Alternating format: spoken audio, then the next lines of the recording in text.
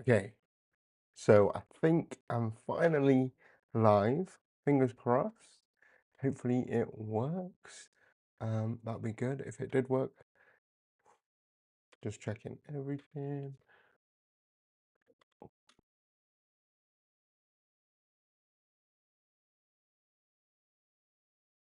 Gonna check that it's takes a second to load in.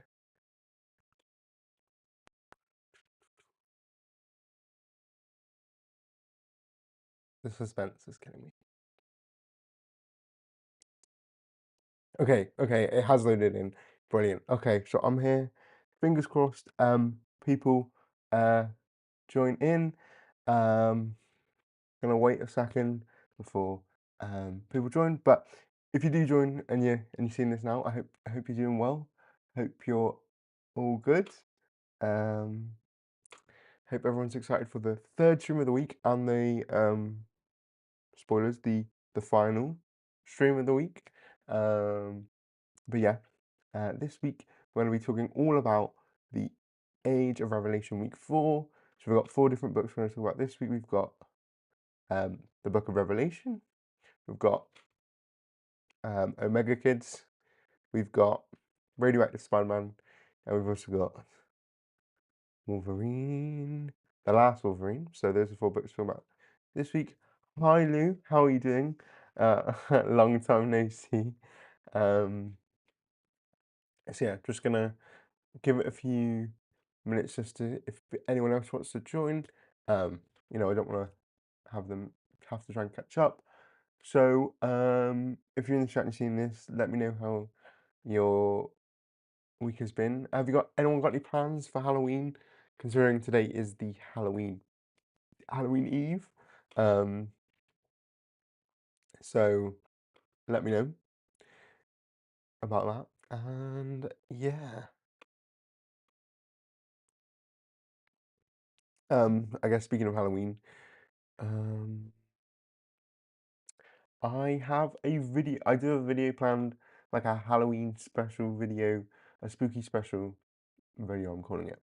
But fun fact, I haven't actually recorded it yet. So it will come out in the next week. It'll be a bit late, but it can count as a Halloween special still, right? Like Halloween comes once a year, so we can just say it's for next Halloween maybe. My plans with you. I know that, Lou, but not everyone knows that. I thought we were gonna, you know, I don't know. That's pulling back the curtain too much, you know. Um, so yeah, right. Um, have you got any other secret plans, Lou? No, no. That's okay. So, I guess without the way, if anyone else does join, then I guess we can go from there. But um, might as well start. Unless you got anything else to share, Lou, or anyone else in the chat.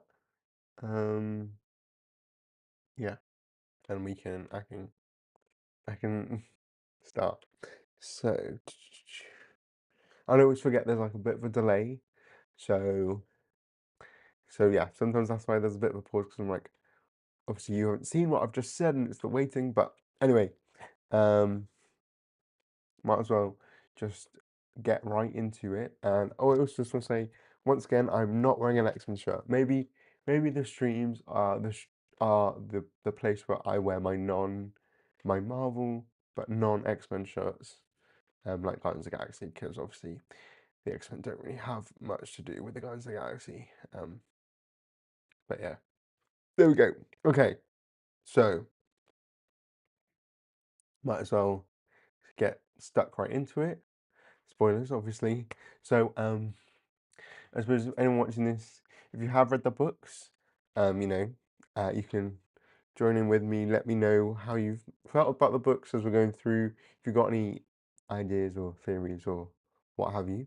If you haven't, and you're not meaning to read them, you just want to be caught up on what's happening with the X-Men, then let me know. Well, let me know, but also just you can be here too, and I'll let you know what's going on in the world of the X-Men. Okay, so right, let's get to this. So the first book right here is the X-Men: The Book of Revelation.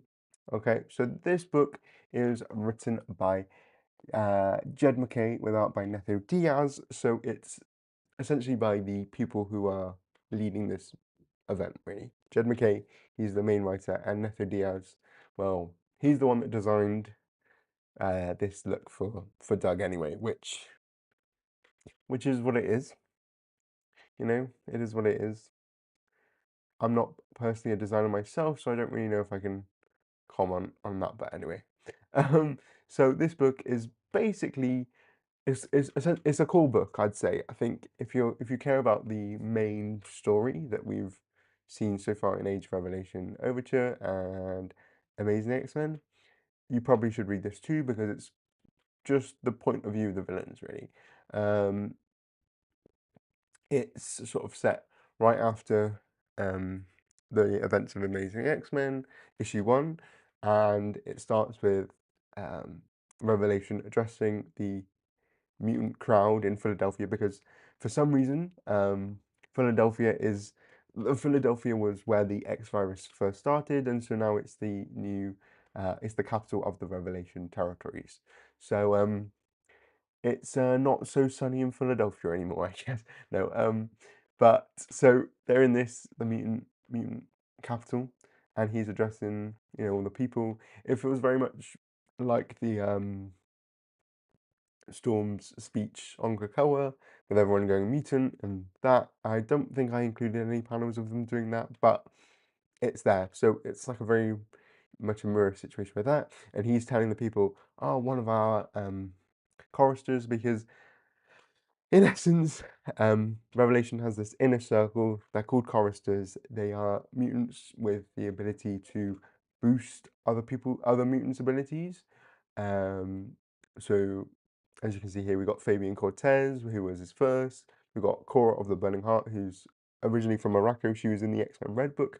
So happy to see her here. We've also got Chance from the original Fallen Angels miniseries from 1987. I gotta be honest, maybe you can revoke my X-Men card for this, but Fallen Angels is one of those things that I haven't actually read, so I can't comment much on that. But I know that they have mutant boosting or abilities. We also had Topaz, um, who was assassinated in the Overture issue by Glob Herman of all people. Not to speak too much on my mortal nemesis Glob, uh, but he did his big one with that. He did get someone killed, so that's that. But in this issue, he's telling everyone, oh, by the way, one of the inner circle was killed, murdered by the X-Men. So boo the X-Men. But we've got a new one. We've got a new mutant. Her name is Albecca, who can also apparently boost mutant abilities. She's a completely new character for this event, which is fun, I guess. And it's interesting here because although like Doug is like evil now, um, we still see a bit of the human side of Doug in this. He literally because Albecca was really nervous to be seen by all these people, and he goes, it's okay, and you can call me Doug. And so it's like this weird human moment from Revelation, who, as we've seen so far, is not all what he used to be, really. And I'm just seeing the comments now. Hi, Christopher. Hi, boy. Hope you're both doing well. Christopher is saying, I really enjoyed X-Men Book of Revelation. I know, I guess, skipping far ahead, but this was one of the best books of this week. And Cora, my love, I know, I'm so glad to see Cora involved in another book. That makes me so happy. I think she was really integral to X-Men Red. I'm glad to see that she hasn't just been left by the wayside and like forgotten, like most other Iraqi characters. Iska, where are you? Laktuka, where are you? Ah, but and then after that introduction, Fabian Cortez, who is the first chorister, but he's also he he he was an acolyte of Magneto back in the 90s, but he's like just a snake. He's just a bad person, right? He originally in his introduction way back in X-Men 1991 issue 1, um, he was boosting Magneto's powers, but it also has a drawback of making you need it more or weaker or something like that. And he basically betrayed Magneto, but he's like just a slime ball. And he's here scaring Albeca. He's like, you got to be careful of the ghost. There's a ghost that haunts these places, and just trying to scare her. And as we see Albeca in her bedroom, there's literally a ghost that's like calling her name and going like, "I need your help me," or like, "You're in danger." It's a bit ominous, but we will find out more about the ghost in a bit. Then we cut to the next day where Death, Horseman of Apocalypse, first child of Apocalypse, um, travels from Araco to Earth to meet with Revelation, and he basically says, Apocalypse isn't very happy with what you've done, blah blah blah, and Doug's just not having it. And then to rub it in his face as well, he obviously Apocalypse knows that Bay was murdered, Bay was killed, or and so Death goes, "Oh no, we're sorry to hear about the death of your wife." They probably know that Revelation murdered her, but so they say that, and then that really triggers Revelation. So he gets all of his choristers because clearly, even though the fact that Revelation is like a Bene Gesserit, now he's got the Bene Gesserit voice, right? He can just tell anyone to do anything. He's not that, like, there are people that can resist it. Wolverine, as we saw in Amazing X-Men, it takes all of his choristers and him to keep Logan under control, and the same is here with um, Death, and he makes him kneel, and he does threaten to kill Death. He's like, because Death's power is that if he looks you in the eyes, you just die. Um, and so, but Doug's like, "Oh well, I can tell you to die." So yeah, and he makes him kneel and then sends him off on his way. So just a bit of display of power, but also shows how like weak in a sense of like that Revelation is relying on his choristers to do the big scary things, right? He can't just do it by himself. He needs all these people. All of these people, all of his choristers are valuable to him, um, which is important. And boy, I see you said Iska should have been in the Storm solo. I agree. I think she made like a brief cameo in the Fight Club issue, where everyone's fighting, and then there were like demons from Limbo that were trying to attack because of the US government. And she made a brief like one-page cameo there, but like I just wish we saw more of them. I wish they hadn't just been forgotten about. Like I understand they've all been trying to move away from Krakoa, unfortunately. But imagine if we just got like an Araco book, like a book set on Araco, like X-Men Red. But I don't know. I guess they just didn't want to do that, which is boring. Anyway, so so after that, after this whole display of power, Fabian Cortez is talking to Albeca about how important she is, blah blah blah blah blah, and because she's so important, um, and they're also necessary, he decides to push her off the edge and try and kill her because if there's one less chorister, then that means he's obviously more important because there's less of them, so he's more valuable, right?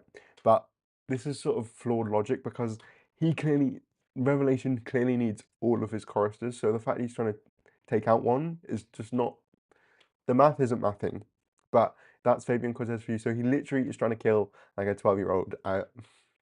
His evil knows no bounds. But there we go. So she's about to die, but in the very last second, she is rescued by the ghost of Philadelphia, who turns out is Kitty Pryde. So, which isn't really a shock to me. I kind of figured it out, and there were a few like covers. There were a few covers that sort of gave it away, but yeah. So basically Kitty's like, "Oh, touch me, use your powers on me," and so she does, and then she gains the form again, and so yeah, so it's Kitty Pryde rescuing this little girl, and that's where it ends on that cliffhanger. So yeah, I enjoyed this one. It's yeah, I enjoyed it one. This one, it was moving the plot along. It was nice to see a bit of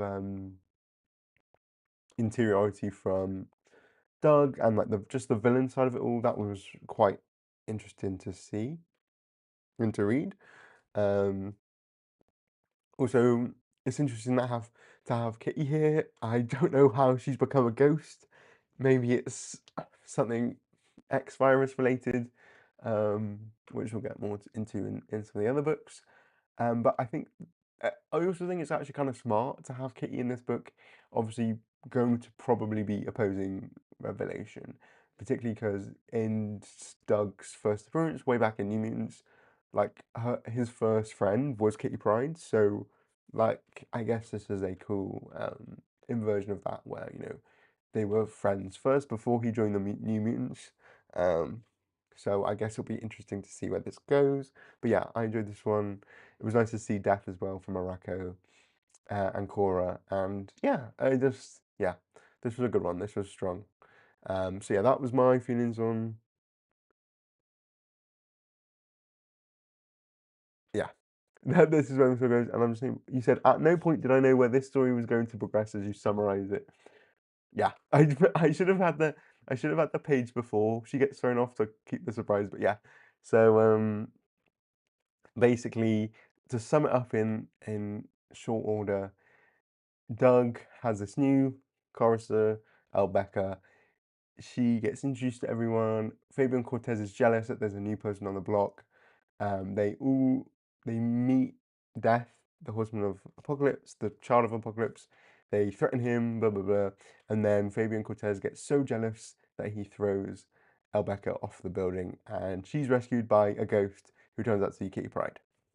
Bingo. But yeah, no, I enjoyed this one. Yeah, I think this was a solid, good one. If I was to think of the whole everything I've read so far, not including the next books, it would be pretty high up. Well, sort of along the lines of Amazing X-Men, sort of because it does move the plot forward. Like it's an important book. If you are gonna read a book or two books, it should be this and Amazing X-Men. But yeah, so that's a Book of Revelation for you, X-Men Book of Revelation for you. If anyone else has got any thoughts, I know Christopher was saying earlier that you really enjoyed X-Men Book of Revelation. If anyone else has got any thoughts, what do you think about the choristers, things like that? Let me know. And what do you think about Kitty Pryde being a ghost? Let me know. And we will move on to the next book, which is Omega Kids. 1 second. Right. Omega Kids. Okay. So this one is written by Tony Fleeks, uh, drawn by Andre Genolet. I think I don't know if I'm pronouncing their name right. If you ever see this, uh, I'm really sorry that I may be mispronouncing your name. This book is obviously, to the surprise of no one, judging by the cover, is all about Quentin Quire, Kid Omega himself, which I'm not. Look, I'm not opposed to Quentin Quire.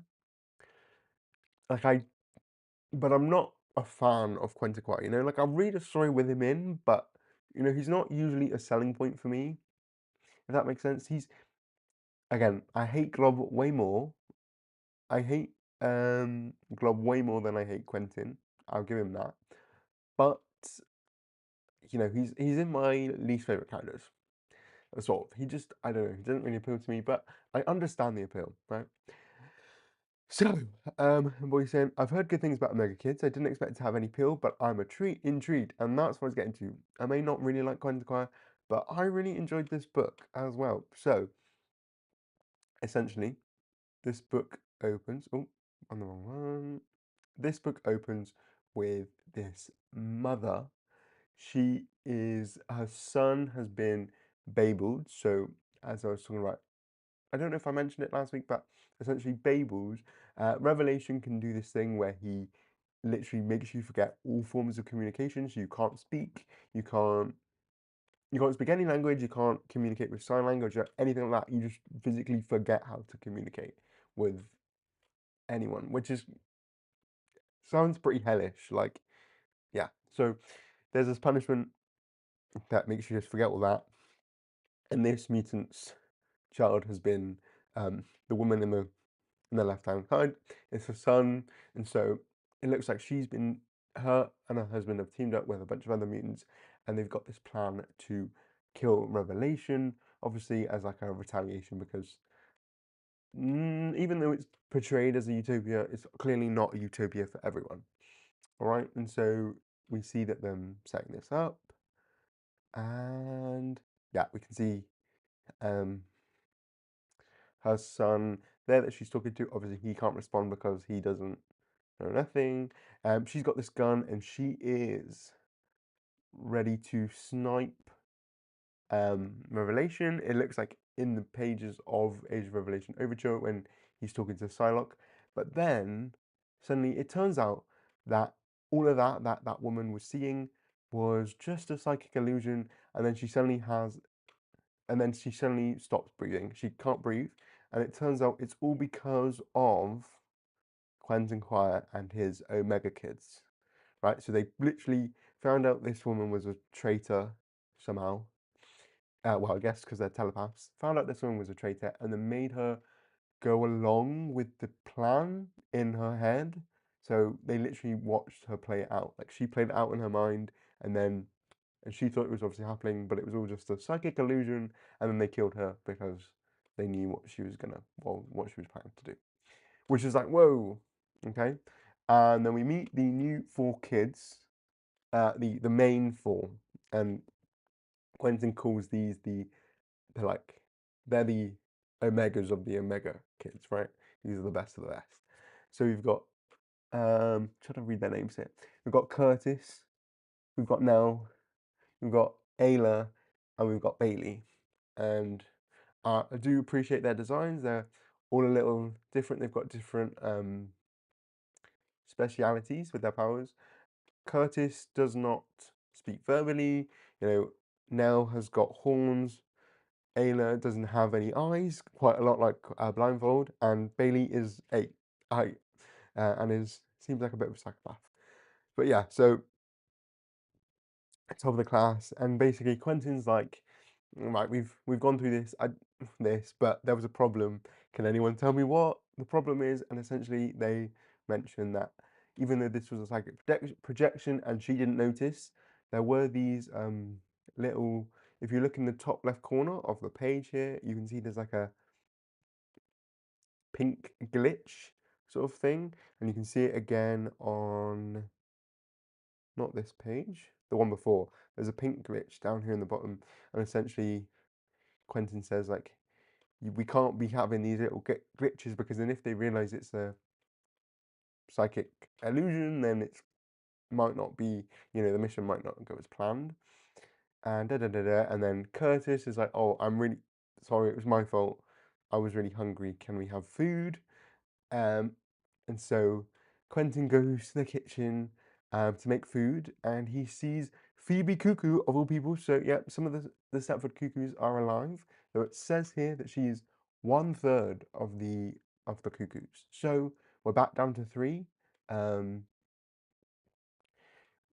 I have wondered like, okay, if there's only three of them again, then who are dead? Obviously, last time it was Sophie and Esme were dead, while Phoebe, Irma, and Celeste were all alive. Um, Phoebe's alive this time. I don't know who else is alive though. I'm gonna assume Esme is still alive just because, obviously, as we saw on Krakoa, she ends up dating Cable when they're both old. But yeah, I guess if anyone has any guesses on which of the cuckoos are still alive in this future, let me know. Maybe Sophie's dead again because she was separate from them during NYX. Anyway, they're talking, and she's a bit like she's a bit unsure of whether he's doing this all because he actually believes in it or whether Revelation has controlled him.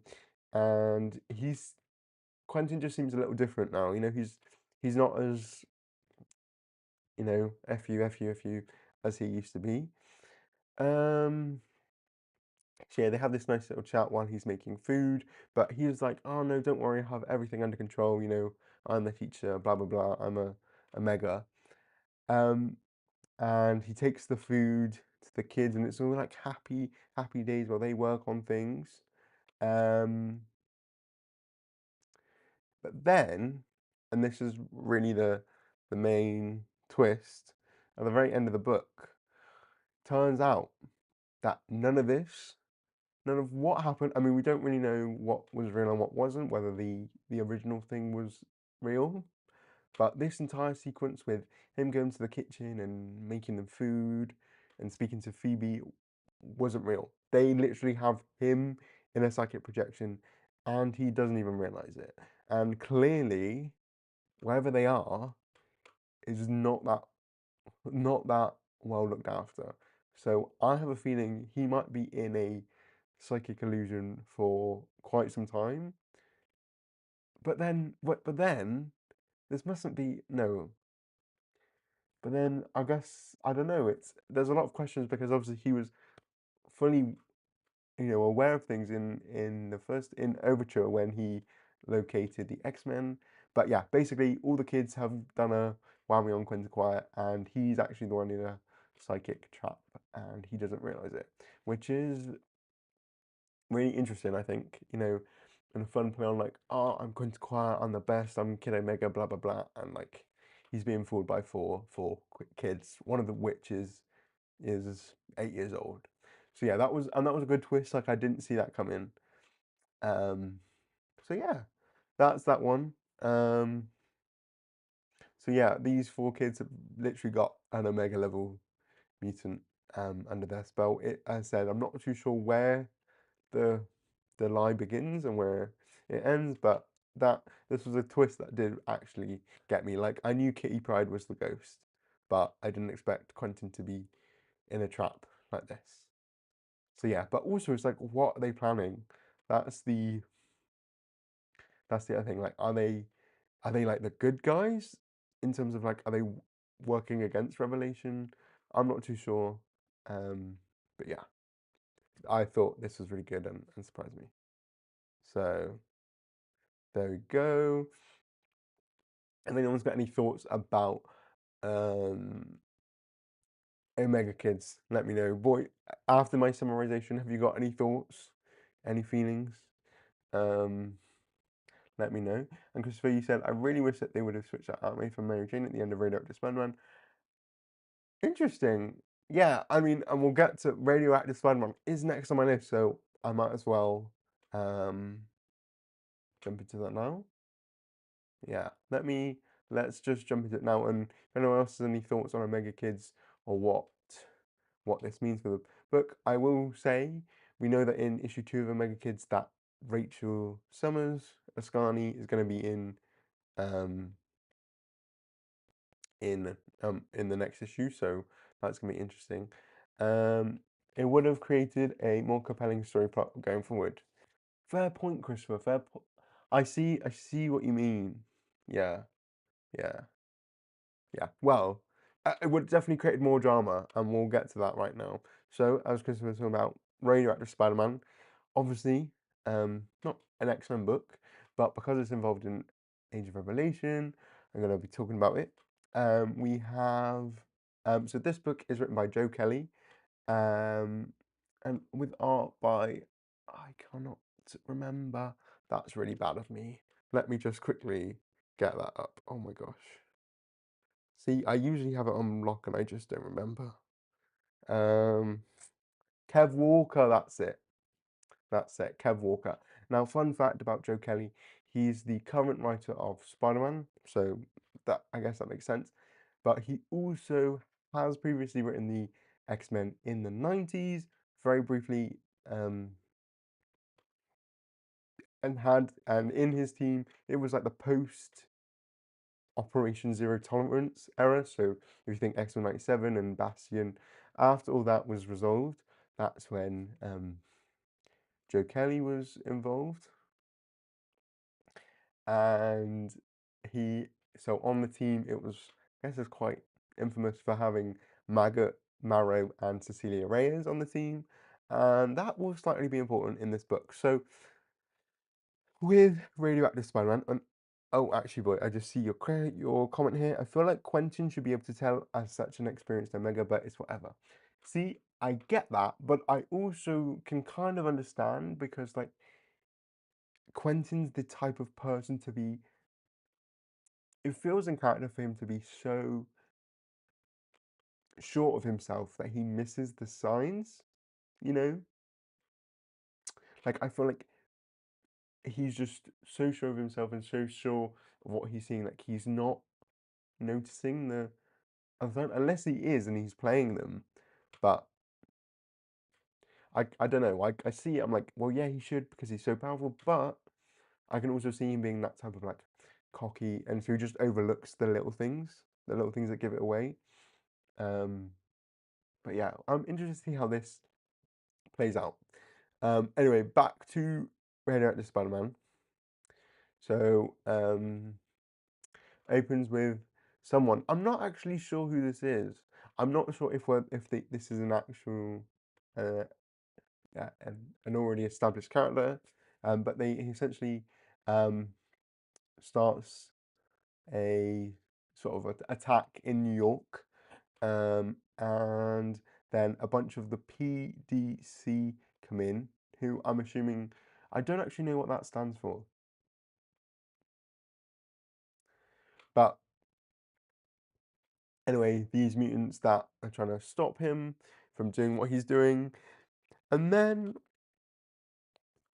that's when we see Spider-Man, who is Peter Parker, but fun fact, this Peter Parker was in New York when the X virus hit, and he's been affected by it, as you can tell. You can probably tell from the fact that he's got several other arms, which is obviously not usual for Spider-Man. And he gets involved in the fight, blah, blah, blah, blah. His standard Spider-Man thing, all of his quips, la, la, la, la. But then afterwards, we see him in the shower, we see like his body like that. Turns out he's dating Cecilia Reyes, former X-Man, um, which is such an interesting like it's like one of those like it's just like a what a random pairing. It does feel a bit like Joe Kelly was had a dart and was like threw a dart and it just landed on Cecilia Reyes. But I also understand because obviously he wrote her back in the 90s series, in the like in his series in the X-Men.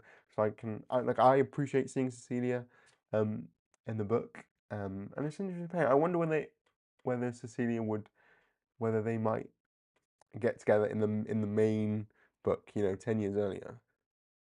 Let me know if who is anyone here a fan of Peter and Cecilia? Let me know.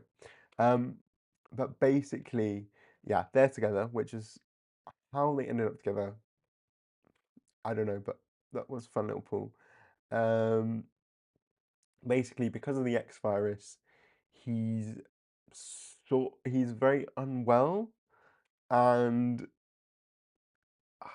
he's having he's like I think his mutation is unstable because he's already radioactive because he was bitten by a radioactive spider.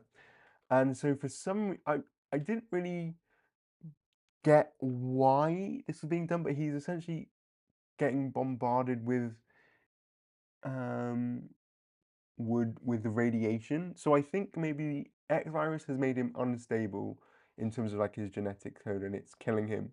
So basically they're using more radiation to keep him stable, I think.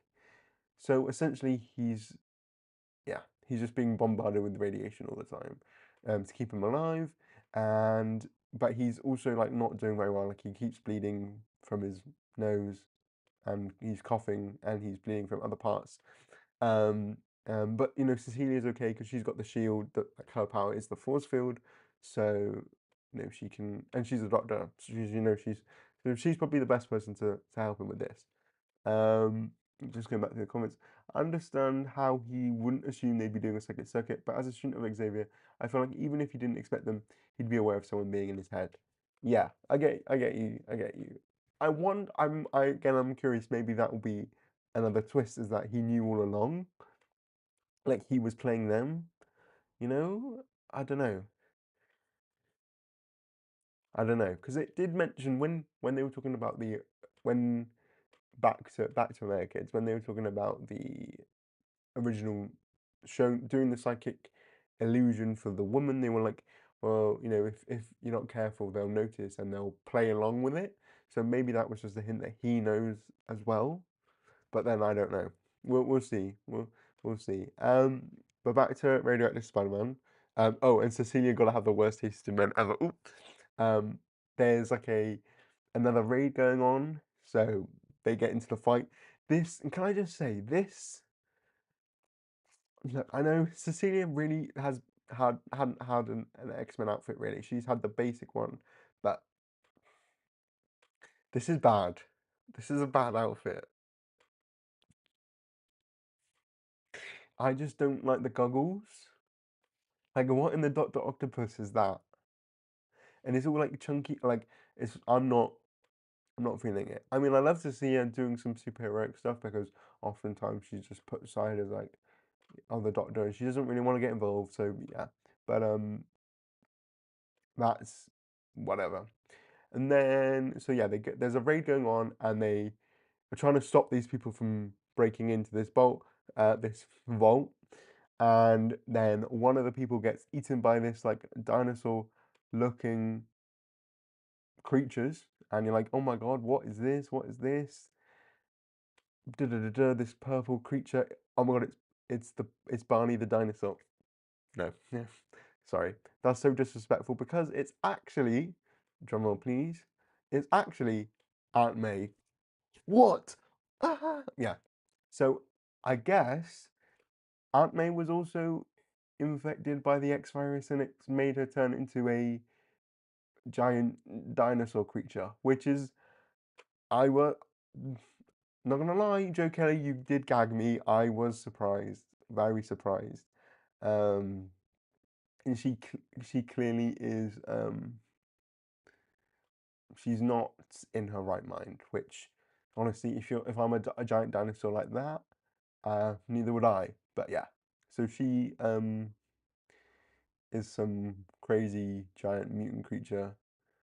And that's really surprising. And now, as Christopher was saying, I really wish they switched out Aunt May for Mary Jane. That would, I see what you're saying. I mean, it does create some, she does create some drama. Like, I mean, it already is some drama. Like, oh my gosh, my aunt is like this crazy monster. But I suppose it would be even more drama if it was Mary Jane because, like, you know, oh, here's my current girlfriend and here's my ex-wife and we're looking after, well, you're this crazy monster. But then I wonder whether Mary Jane would have more control over it, considering she is currently Venom still, which is crazy in itself. The fact that Mary Jane is Venom is just crazy. Um, but yeah, so that's that. Basically, Aunt May is a mutant, and she eats people. Um, but yeah, so I think she was put in. I'm gonna assume actually she was put in stasis by Peter after she turned into this by the X-Files because obviously she's quite a danger to people, as you know, as you can see, that person did not survive. Um, and I wonder whether he put her in stasis so he could give himself time to find out a way to cure it. But now she's out, so that was quite a big week for surprises. A big week for last page surprises, I gotta say. So yeah, so that was essentially, and I thought this was pretty fun as well. Like, it was obviously more of a Spider-Man book, but I enjoyed it for what it is and what I know of Spider-Man. Definitely a big surprise there. It's always fun. I do always appreciate it, especially in big events like well, just big events in general or X-Men events. I have always appreciated when there's always some crossover with some other books, like they used to do way back in the 80s, like the Full, Mutant Massacre and Inferno had other non-X-Men tie-ins like the Fantastic Four and Daredevil and Thor. So I guess it's fun to have that again, and yeah. So yeah, there we go. For someone who doesn't want to be a superhero X-Man, she's always being a superhero. Yeah. Well, that's how it is. But I kind of wish she was part of the team properly instead of just being a side character, because then she just doesn't get as much like page time as everyone else because she's not really in the books, which I wish she was a bit more. But hey, and maybe if she was in it more, maybe we could have prevented her from being portrayed by being whitewashed and portrayed by Alicia Braga in the New Mutants movie where she's evil. I don't know, crazy, crazy times. But yeah, so that's Radioactive Spider-Man for you. He's a mutant. He's dating Cecilia Reyes, and Aunt May is a scary dinosaur. Yeah, let me know if anyone's got any other thoughts on that. Um, Such a random pairing. I mean, yeah, I agree. What a random pairing for Peter and Cecilia. Like, I don't hate it, but I'm just like, I guess it kind of makes sense because I'm trying to remember. I think way back, way back in Cecilia's first appearance in like X-Men, is it like 60 or something like that in 1997 or something like that? Like, she does cross paths with Peter, with Spider-Man. I don't know if that's true. I'm trying to remember, but I have this feeling that they did cross over like early in her publication, way back when. But they seem good. I mean, maybe he needs maybe in the current timeline when we go back to the present, maybe he needs someone like Cecilia in his life. If he can't get back with Mary Jane, maybe he needs Cecilia in his life. Maybe she needs him in her life. Change of pace. You know, look, but then I don't know how the Spider-Man fandom would react to Cecilia Reyes being his partner. I don't know whether that's a good thing. Even all the publicity, all the exposure in the world for Cecilia, I don't know whether that's good. But there we go. New Mutants movie, you will pay for your crimes. Oh, I can't believe, I can't believe the New Mutants director literally said the other day that making that movie was like a trauma or something like that. And it's like, you were the trauma. But anyway, and they seem good together. Yeah, Chris, I think, I don't know, they seem to work. We'll see how it goes. But yeah, interesting book. I did enjoy that. And now we're on to our final book, um, The Last Wolverine. Maybe we shouldn't have saved the least the least good for last. But I guess it is The Last Wolverine, so we're keeping on theme. You know, Doctor Who wants normal life, dates man who is farthest from normal life. Okay, you don't have to come for it like that. Don't come for it like that.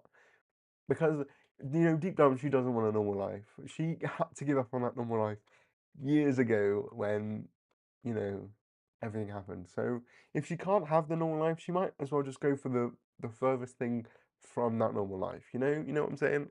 That's what I think anyway. Like, just if you can't have the normal life, go for the craziest life that's ever been. You know what I'm saying? I just think that works. But we're on to The Last Wolverine by Saladin Ahmed, and again, I don't know the Edgar Salazar. Edgar Salazar, yes, I do know the artist.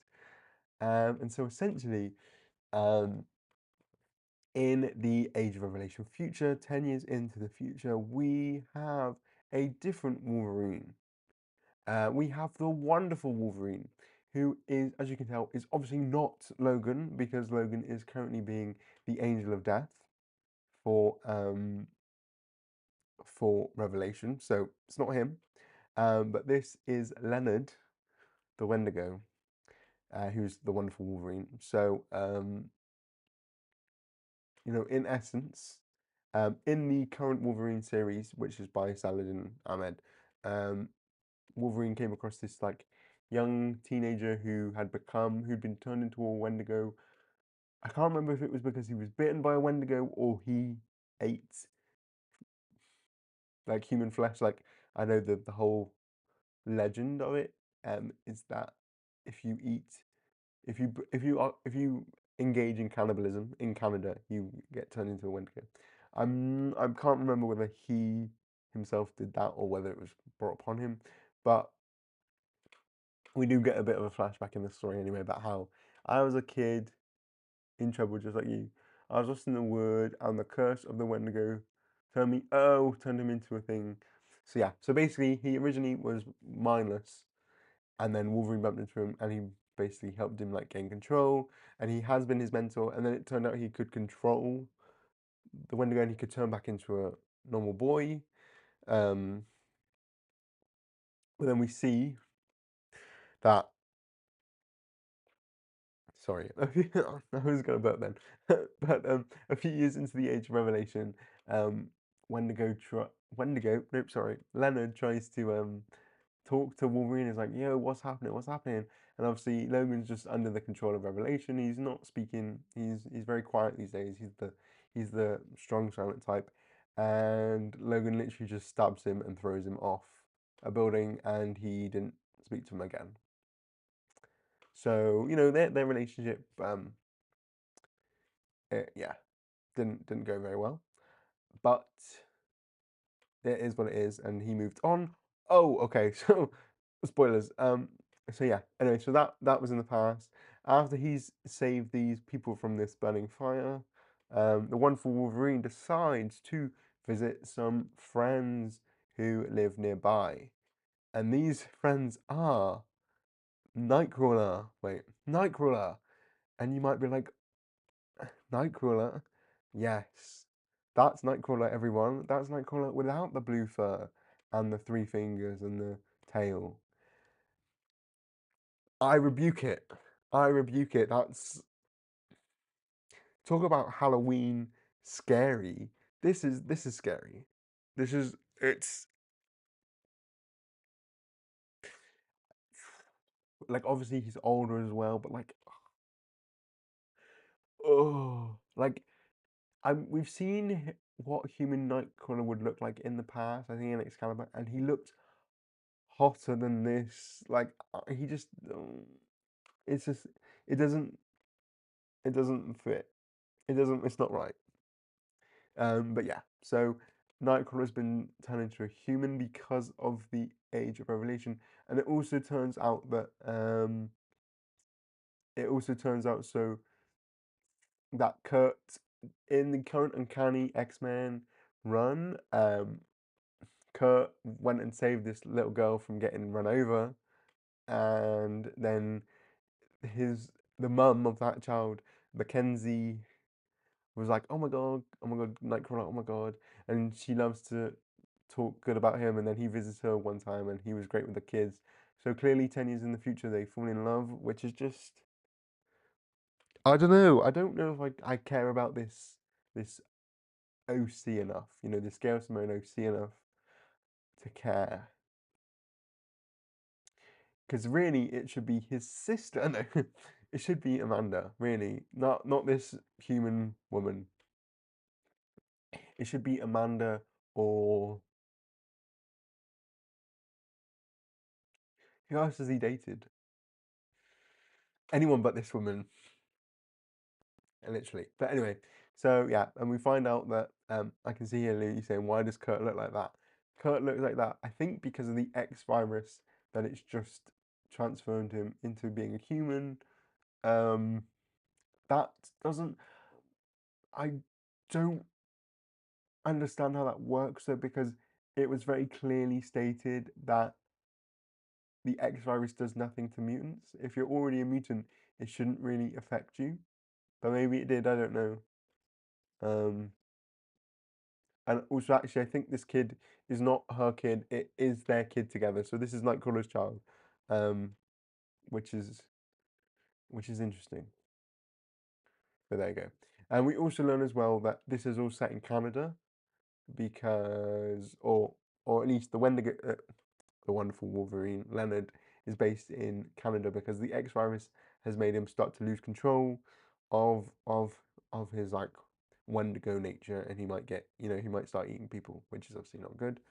And then yeah, and then he goes back to his apartment and he gets surprised by Vindicator, who is a member of Alpha Flight.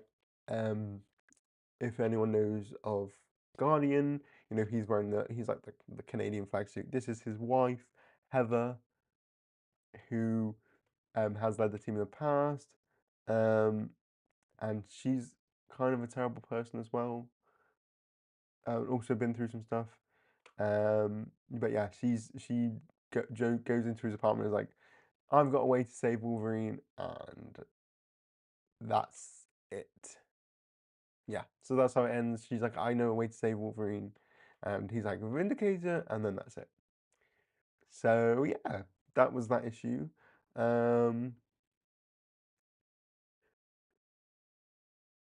What to say about this? You know, it's not my favorite of the week. I just, I just don't think is that particularly compelling a story. I mean, human Nightcrawler aside, which negative 20 million, it's just, meh. It's a book. It happened. I thought there'd be more to it because obviously Wolverine is quite a significant part of Age of Revelation.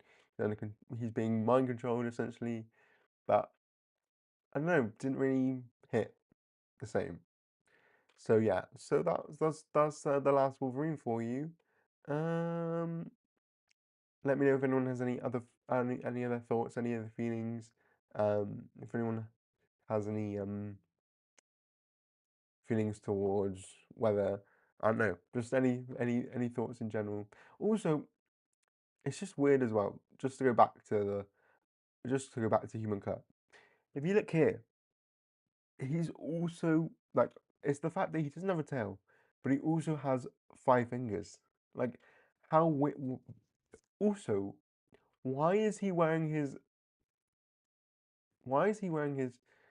like X-Men uniform?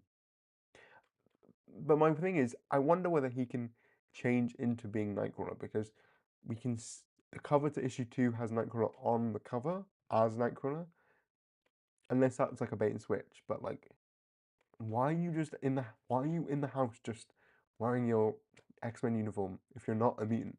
Like if you aren't blue anymore, like what are you doing? Um, that's such like I peaked in high school behavior.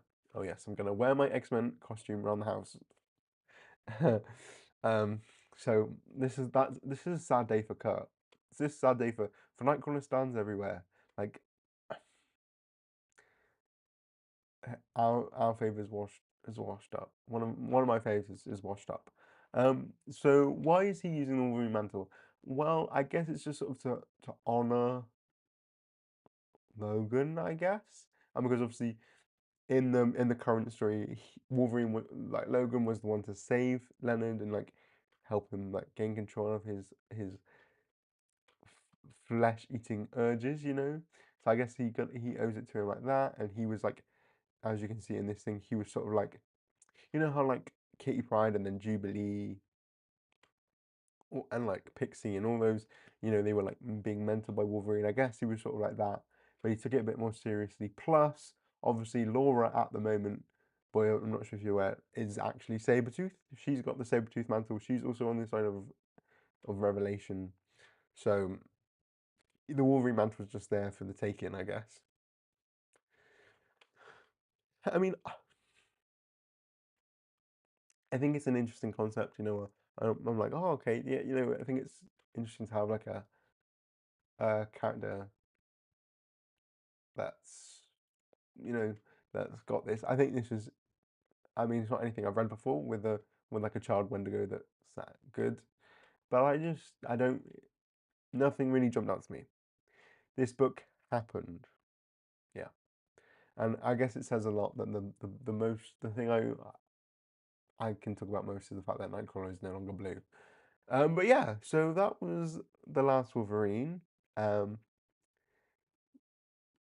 didn't really save the best to last, but yeah. So with that, that's all of the that's all of the books of week 4. So I guess now it's time for my favorite part of the game, the ranking. Now, if you were here last week, you know I struggled a lot with trying to rank the books. Um, I struggled a lot, mostly because there wasn't any standout good ones. This week, though, I'm happy to say it's not as difficult. But of course, as always, we've got to start in reverse order. So, in last place, shocking no one, we have the Last Wolverine. You know, I've just been through this. I think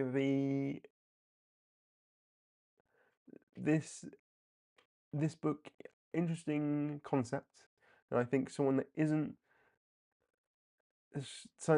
you know, someone that isn't a actual relative of Wolverine. That's interesting, you know. But he was mentored by Wolverine. Um, you know, it's interesting, and I guess the wonderful Wolverine. That's cute, I guess. But nothing really happened. Like, he just saved some people, then said, "Oh, you know, Logan hates me now. He doesn't speak anymore." Blah blah blah. And then we find out that Nightcrawler is human, and then someone goes, "Oh, oi, do you want to come save Wolverine with me?" And he's like, "Yeah." Well, I'm assuming he's gonna be like, "Yeah, that's gonna be the rest of the book." But yeah, it didn't jump out to me. So that's why that's in last. But I'll still be reading issue 2 in 4 weeks' time. So you all better join me. 4 weeks' time, 5 weeks' time. Yeah, 4 weeks' time. In a few weeks. So you all better join me then. We'll see where this goes. Whether we'll see more of a human Nightcrawler or whatnot. But so that's in 4th place to the Last Wolverine. I guess fitting. It's last. Then in 3rd place. But this is a good 3rd place. You know, this isn't a bad 3rd place. It's just it was 3rd place, and that has to go to Radioactive Spider-Man. I thought this was fun. As I said, loved seeing Cecilia. The pairing of Peter and Cecilia is random, but I didn't hate their dynamic. I think it's, you know, it's fun to see Spider-Man involved in a mutant related thing, and I guess it's fun to see this like mutated Spider-Man, and then that reveal at the end that Aunt May is a dinosaur, um, like a literal dinosaur monster thing. That took my breath away. Like I was like, so you know, that's heavy praise, because you know a lot of things don't really surprise me anymore, or a lot of things are spoiled in solicits, and this wasn't. So you get the points for that, Joe Kelly. And to be fair, your X-Men run was quite good, so I'm not really surprised. But yeah, so this is in 3rd place. Not in 3rd place because it's bad, just in 3rd place because it was good, just not the best. But you know, still made it to the podium. Okay, now this is where it gets tricky. This is where it gets tricky. But I am gonna put in 2nd place. I'm gonna put, drumroll please, trying to build up suspense. The Book of Revelation. I'm putting this in 2nd place. Very tough. Was going back and forth in my head, but I think I'm gonna put this in 2nd place because it was good, and it kept the plot moving. Um, you know, it was good to see the villain side of everything, and you know that sort of thing. I love seeing the choristers, and like everyone felt in character. You know, in some of these books or some of the things, I'm just like, ugh. But like everyone apart from Doug, I mean, Doug is the villain, so it is what it is. But like, you know, there was plenty of twists and turns. Like, oh, we got to see Death, and then Revelation came for Death and was like, you say a bad thing about me, I can make you kill yourself and whatnot. And then obviously we had Fabian Cortez throwing a child off the roof, a 12-year-old, you know, very in character. Love that. And then it turns out that Kitty Pryde is a ghost. So yeah, I thought it was fun. I think I've really grown as well to love Neto Diaz's art. I think when the first book, I realized he's actually in Legion of X, but the first book I became aware of his art properly was X-Men Era of Apocalypse. And he's really grown since then. Obviously, he's been in the main X-Men book, and I've come to enjoy his work a lot. But yeah, so very strong book. Want to see more. Obviously, it's moving the main plot forward. So if anyone here is deciding on what books they should spend their money on, if you care about the main plot, want to see the main inner workings, I would definitely recommend you buy this one, or read this one. So there's that. So in second place. So that means by process of elimination, that in first place this week does go Omega Kids, which, let me tell you, I would not have imagined I said that, 5 weeks ago when this all started, and when Age of Revelation was first out. Me putting Omega Kids at number one? Are you serious? No. But it's such an interesting concept of like this whole telepathic spy network, and we've got some really interesting characters, new mutant characters that all have some interesting designs. And yeah, so I love that they've got these new characters that are all quite interesting, and the fact as well, at least in how they're described and how they're showed, they do have like different personalities. They're all not just like copy paste, copy paste. Like Tony Feeks has really like fleshed them all out individually, and I like that they've got some different designs. I wish, I mean, obviously this is 10 years in the future, so all of these people in the present are going to be like, well, Bailey, the young one in the end is not even going to be alive, but like the rest of them, they're going to be like 4, 5, 6. But I wish we could have. I wish one of these, was in the main universe, but whatnot. And it was great to see Phoebe Cuckoo as well. I I'm always just a sucker for seeing some other characters that aren't in the book. And of course, the twist that all the kids have got them put Quentin Quire of all people in a psychic projection, and they actually are living in this. I love the contrast between like, oh, look how clean and sparkly and brand new this kitchen is compared to what it actually looks like this dilapidated mess of a house. So that's interesting. And yeah, and I said this twist properly surprised me, and it's properly got me hooked. I'm ready to see what going, because even though this was a twist, I don't even know whether this is real, or as I was discussing earlier, does he know that this is happening? Does he not know? Etc. etc. And obviously, as I said earlier, Rachel Summers is in the next issue, and I'm always a big fan of Rachel. So yeah, Tony Fleeks. I've never read anything by you before, but this is a strong start. If you were to write an X-Men book in the main universe in the next era, I would check it out. That's high praise. So yes, Omega Kids comes in first place, and I'm surprised, but I think it's a worthy number one. Um, So yeah, so I'm just going to go back through the comments. Let me know if your list is the same, if it's different. So going back up. So Lee said, yeah, this is definitely the weakest book. Yeah, Wolverine. The Last Wolverine just. mm. Um, I'm not a fan of the new Nightcrawler design. Me neither, Christopher. I, I guess the main thing is that it was definitely for shock value, right? And it got us shocked, so it worked. Um, just wish he wasn't so. Oh, but the thing is as well, like, why is he right? Like, let's discuss. Not to go away from the ranking, but let's discuss. Right, this is um this is 10 years in the future. Nightcrawler in the present is probably, due to the signing time scale, is probably max 30 at most.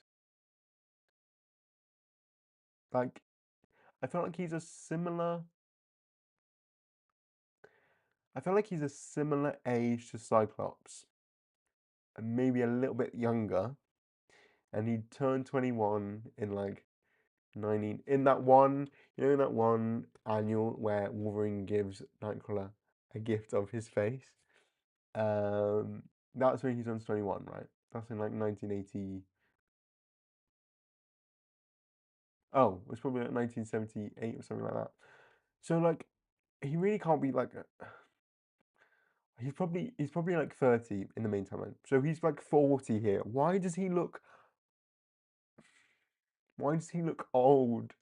Why does he look like 50 or 60? Like he just looks old. Maybe I'm just putting it out there. But anyway, that's beyond the point. But yeah.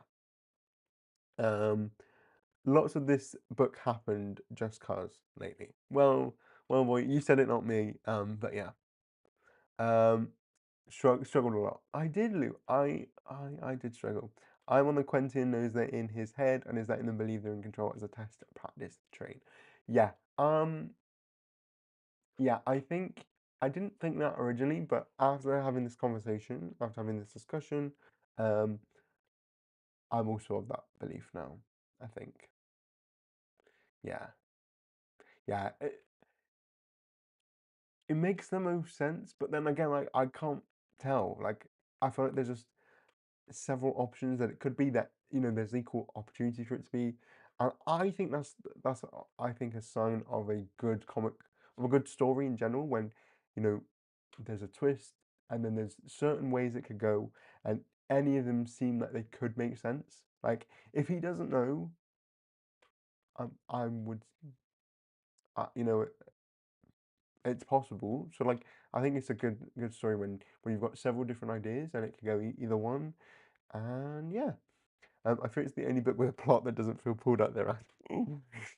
Yeah, I mean I think as well just the idea of a psychic spy network is like an interesting concept already.